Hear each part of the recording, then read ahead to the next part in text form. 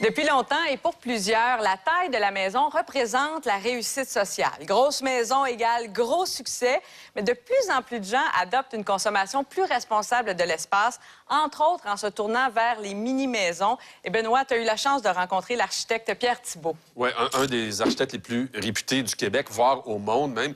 Et il prône vraiment une nouvelle conception, une nouvelle façon de concevoir l'espace. Un homme vraiment très inspirant. Très hâte de l'entendre là-dessus.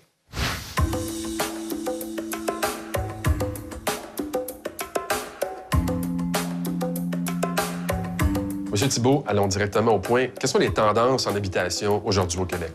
Je dirais au Québec, en fait, l'habitation, on a tendance à réduire les superficies. On tient beaucoup à la lumière naturelle de plus en plus et aussi un prolongement de l'espace intérieur à l'extérieur. Donc, les terrasses, les abris de toutes sortes font qu'on puisse vivre avec l'extérieur. Pourquoi? Pourquoi on veut augmenter l'efficacité de l'espace à ce point-là? En fait, il y a plusieurs éléments, je pense, qui expliquent ça.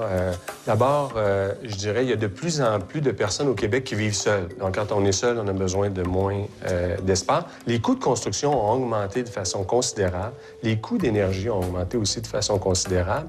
Et je dirais aussi, c'est cette conscience par rapport à l'environnement, c'est-à-dire d'être peu dans un grand espace, on se dit, bien, c'est pas efficient au niveau écologique. Alors donc, c'est plusieurs éléments qui favorisent la réduction de l'espace habitable. Bon, est-ce que les mini-maisons, c'est une véritable tendance ou c'est juste un truc pour aller chercher des clients qui ont moins d'argent?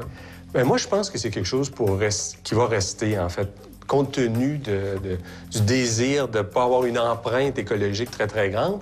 Et c'est aussi que les gens, peut-être, voient que la maison peut être un poids financier et tout. Donc, de l'alléger, ça fait aussi que bien, les gens aiment voyager, aiment jardiner, aiment donc investir dans d'autres choses. Et on se rend compte que si une mini-maison est bien conçue, en fait, au quotidien, c'est pas pénalisant. Et il y a des gens qui ont des immenses maisons, puis ils vivent dans l'équivalent d'une mini-maison, l'espace où ils sont. Donc, je pense que c'est ça, une espèce de prise de conscience par rapport à l'espace qu'on habite. Si on ne veut pas faire construire ou acheter une nouvelle maison, est-ce qu'on peut rendre l'espace de notre maison déjà existante plus efficace? Est-ce que ça se fait, ça? Bien sûr, bien sûr. En fait, il y a on voit les maisons qui ont été construites à différentes époques. Les structures faisaient que c'était en bois, pas comme on le faisait aujourd'hui. Les portées étaient petites. Donc, les maisons étaient cloisonnées énormément. Et la fenestration aussi, c'était un coût important. Donc, les gens avaient tendance à minimiser les ouvertures. Donc, aujourd'hui, on va avoir tendance à réouvrir, donc, c'est avoir des espaces ouverts. On va se permettre des fenestrations plus grandes et on va faire déborder par des terrasses sur l'extérieur. Donc, tout ça donne de l'ampleur à la maison sans avoir à agrandir sa maison. Bon, certaines villes interdisent, si on veut, les mini-maisons. Il doit y avoir une surface de construction minimum. Pourquoi? Quel est le but de cette réglementation? En fait, je dirais, dans bien des réglementations au Québec, elles sont obsolètes. C'est-à-dire qu'elles ont été conçues il y a déjà un bon moment, puis nous, quand on fait des projets, on doit toujours... on est une société très normative. On dit, bon, pour faire ça, c'est le même, c'est le même. Tu vas voir la personne, tu dis, pourquoi c'est le même? Elle ne sait pas. Ça a toujours été comme ça. On a mis des réglementations, puis à un certain moment donné, on a demandé aux municipalités, bien, il faut que j'aie une réglementation. C'est comme s'il y avait un vendeur là, de chaussures qui est passé, puis il a vendu la même réglementation à peu près tout le monde. Je caricature un peu. Donc, on est pris avec une réglementation qui doit être modifiée. Donc, moi, je crois que c'est pas quelque chose de si complexe.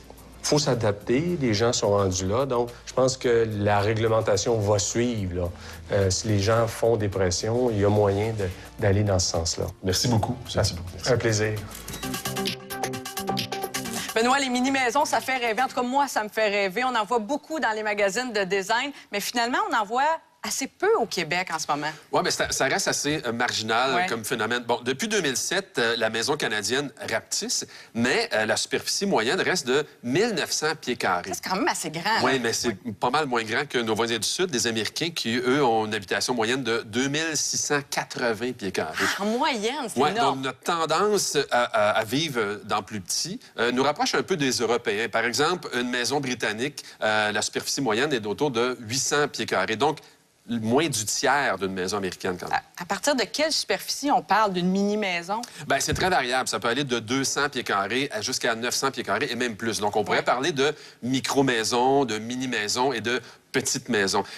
Par contre, les municipalités où il est permis de faire des constructions aussi petites sont assez rares et habituellement sont éloignées des grands centres. Il y a des projets en développement présentement, par exemple, à Lassar, c'est en Abitibi, et à Lantier, ça, c'est dans les Laurentides. Oui. Justement, il me semble qu'au Québec, les règlements municipaux ne sont pas vraiment appropriés pour les mini-maisons. Bien, en fait, le règlement provincial québécois sur la construction et la transformation des bâtiments, ça permet une superficie minimum de 275 pieds carrés pour un studio et 320 pieds carrés pour une habitation unifamiliale avec une chambre. Et ça s'applique sur tout le territoire québécois. Mais c'est une mini-maison, ça. Bien, oui, mais dans les faits, chaque municipalité, chaque arrondissement même de municipalité peut rajouter un paquet de critères là-dessus pour encadrer la construction de nouvelles habitations sur son territoire. Comme des normes sur le zonage, j'imagine? Oui, ou aussi, ça peut être pour des conditions d'urbanisme, de salubrité, de sécurité ou de fenestration. Donc, dans les faits, on se retrouve avec, par exemple, pour la Ville de Québec, pour l'arrondissement de La Salle, pour citer 2 exemples, on a une construction minimum de 540 pieds carrés. Ah, il y a même du préfabriqué, d'ailleurs. Ça, c'est intéressant. Oui, tout à fait. Vraiment, consultez notre site Web. C'est très inspirant. Moi, en tout cas, j'ai été convaincu. Je suis vendu. On va mettre plein de références sur notre site Web. Merci, Benoît.